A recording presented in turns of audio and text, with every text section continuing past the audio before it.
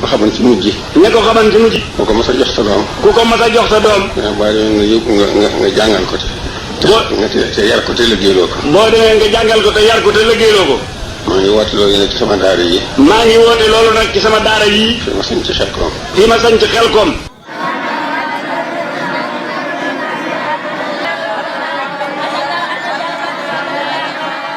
sëñ Saliou nag bi mu jógee di yar daf koo tënk ci ñeenti mbir muy alxuraan googu sëñ Tuubaa doon yare ak liggéey ak xasida yi ak xam-xam.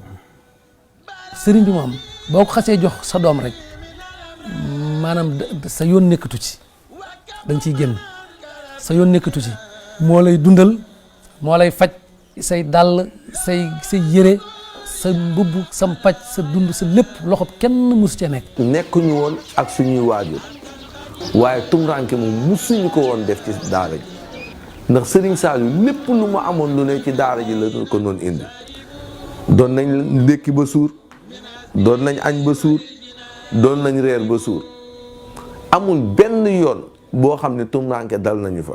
Serigne Saliou Mbacké doon yar di tàggat doon tarbiyu di jàngale kooku di borom jamono. en tant que chef en tant que leader adduna nekkoon ci loxoom nit yëpp nekkoon ci loxoom mu amoon kilifteef amoon sañ-sañ amoon mën-mën wante mu jël dooleem yëpp jox ko xale jël ko tuuti tànk kooku xam na ni la transformation du pays ne peut se faire que par le biais de ces enfants là.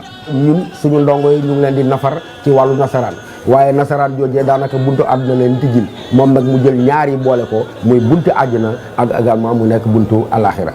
muy jàng bu mat ndax doyul sukkandiku ngir sàmm yaru ndaw ñi Serigne Saliou Mbacké wéy di des royukaay ci sàmm noonay lislaam lii di gëstu buñ leen di indil dara du leen ump ci yarum Serigne Saliou Mbacké.